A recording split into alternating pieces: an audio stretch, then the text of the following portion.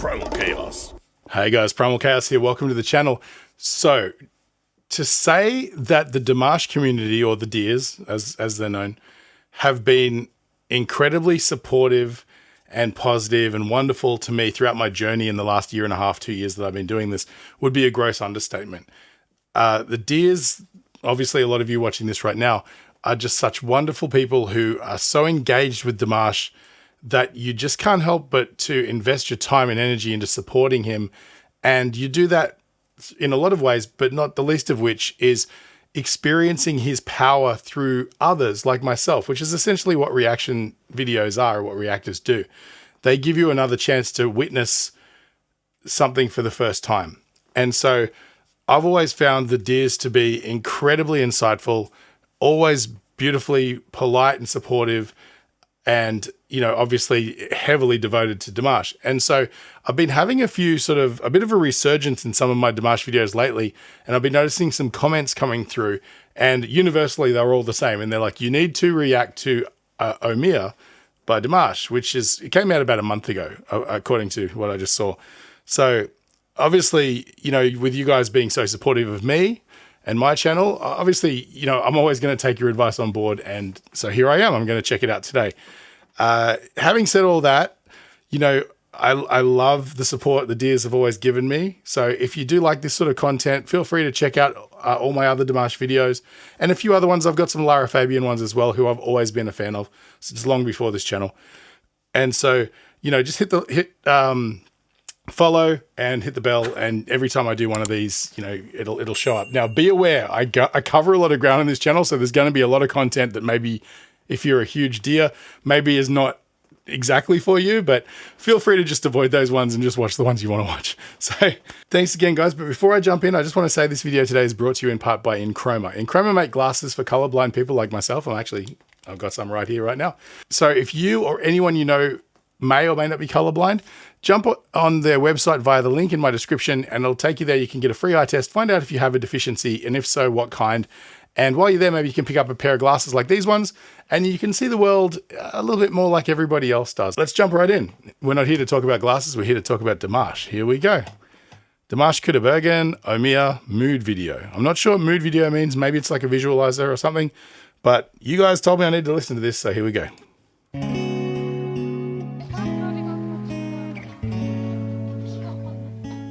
Oh, that's cool.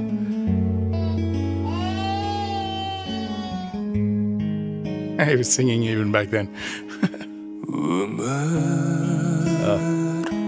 Күндер менен күндер жалғасқан өмір, мұң менен шаттық алмасқан сағым болып қалған өмір, сүйіктетіп сүюді үйреткен Oh, that's nice. Nice harmonically. Sarları көп шалған өмір, сағын қоштарман, самға бошарман, ақ бұлттай арманға махаббат шараланбайтын болса шалғанда, кейде жас көктем бол, тым өктем бол, дауылдатсаң дағы өмір. Ризамын мен саған, ғашықпын мен саған, аялаймын, бағалаймын, тағдыр жылатпа, арманың жолында мені құлдап өмір құлатпа.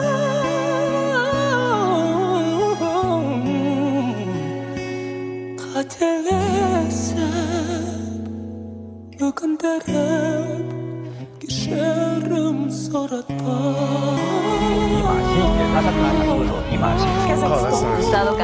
Okay, I got to stop it somewhere. It might as well be there. Obviously, as reactors, we need to, for copyright reasons, we need to stop the video periodically and discuss things. I'd love to listen to this all the way through, but I will definitely jump back in time and make sure that we get the build up again. There's a few things I wanted to talk about. It seems like based on the lyrical content, I mean, it's poetry, so it can go in any direction of meaning. But to me, this seems like it's just a straight up love letter to the Deers, right? You know, it's got a positive, as sort of forlorn and kind of morose the melody and the harmony seems. There's a certain honor to it. It's honoring the fans because he's saying things like, you know, sadness has turned into joy and all this, and you've always supported me through my dreams, and essentially getting at the power of the love that he's experiencing lifts him up. And it could sound like he's talking about a lover, but the footage that it's that's paralleling those sort of concepts seems to be of his journey. And it's always cutting to shots of fans who are having emotional reactions and things like that. And let's face it, nobody has more adulation or adoration from their fan base than Dimash does, with the possible exception of someone like Angelina Jordan. But it's, you know, that's such a beautiful thing. The sentiment of him giving back a lot of the warmth and love and compassion and everything that he experiences.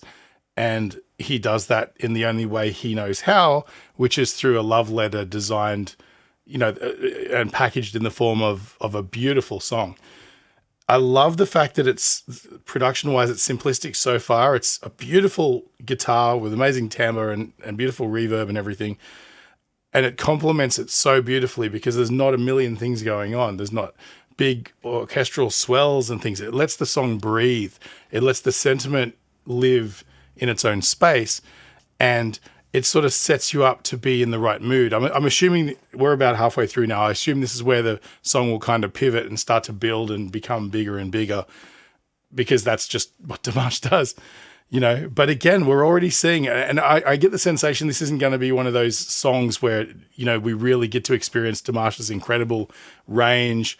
And, you know, he's doing a lot of Dimash type things. I think this is going to be pretty subdued and just passionate, which is, you know, a lot of people will tell you that that's their favorite Dimash songs, you know, because everybody knows he can do these phenomenal feats of vocal acrobatics, and starting with incredibly low baritone sort of tones and move all the way up into like lyric soprano territory. But sometimes you just want to hear a message. You want to feel what he's feeling conveyed through this vehicle that is the melody line, right? And so, yeah, I'm so far this has been so beautifully on point with just getting that message across. I'm trying to remember, there's a few other things. Yeah, okay, so there's little subtle string parts and things, and I love how they're dipping into a little bit of audio from the music video as well. You hear cheers and occasionally things said, and I think there's a little bit of spoken word right before when I cut the song off as well. We're going to go back to here and we're going to come back through and see how far we get.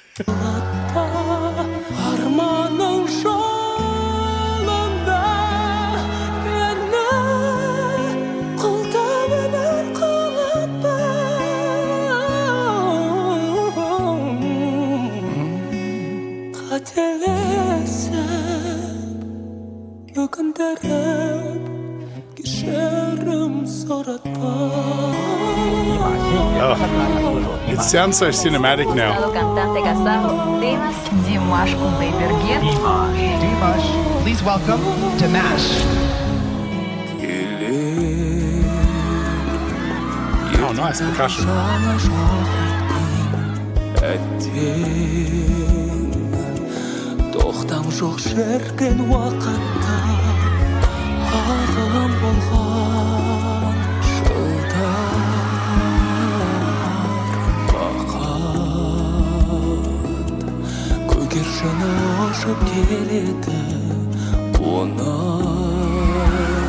Oh, I love that major shift there. It's so beautiful.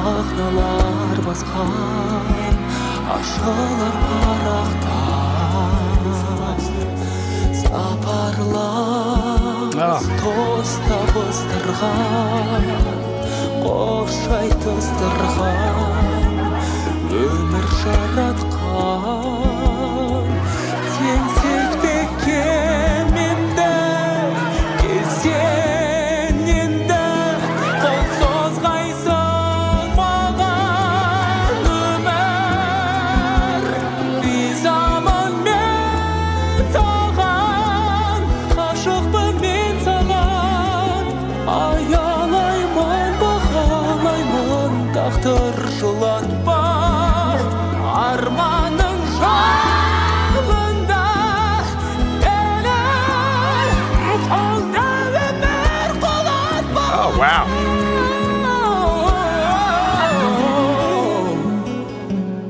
Oh, that's Қателесіп, өкіндіріп, кешірім сұратпа. These words for my grandmothers.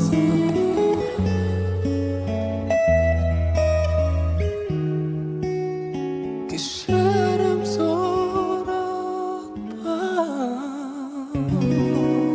Oh, come on.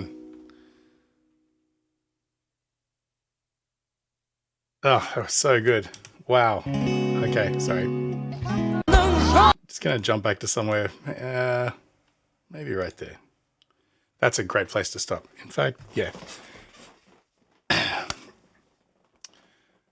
Wow. Why do I always find myself at the end of a Dimash performance just speechless? There's not much to say other than the fact that it was just pitch perfect, right? I'll find something to say, don't you worry.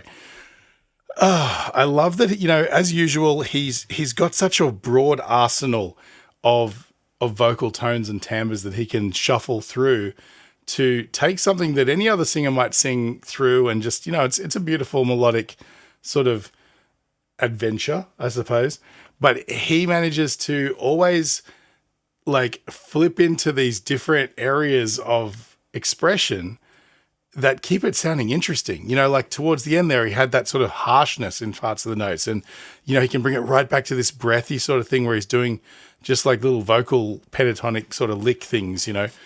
And then, but what was really beautiful through I think it was the verses, was he would do these, it's all kind of minor key sort of thing. And then it would just flip into like a major shift and then go sort of dark again. And, you know, he'd keep on sort of moving modally through different concepts as well, which is just, you don't understand how impressive that is. Like I feel stupid because I'm kind of comparing him to your typical pop vocalist, and we all know that that's an unfair comparison, right? And you know, where realistically it's more fair to compare him. Not that you should compare him, any artist with anyone, but you know, for the sake of argument, right? It's more apt to compare him to somebody who might be an opera singer or a classical performer or somebody even just in adult contemporary rather than just your typical pop sort of, or you know, I mean, most adult contemporary singers are relatively pop based anyway, but he has an understanding of melody that eclipses most people who are just great singers, right? He can work through completely different harmonic concepts just by shifting by a semitone and taking the melody in a new route, you know.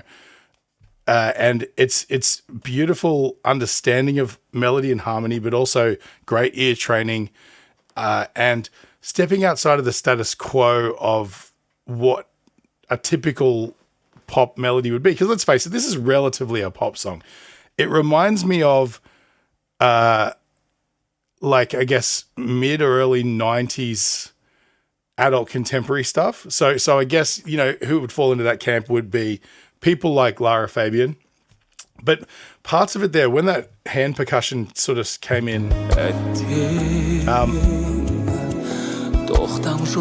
you know, that sort of like ethnic drum sort of percussion thing, which I love, by the way, rather than coming in with like a drum sound, whatever you're going to do, they've gone with something much more humanistic and organic rather than something that sounds more mechanical. and that worked beautifully.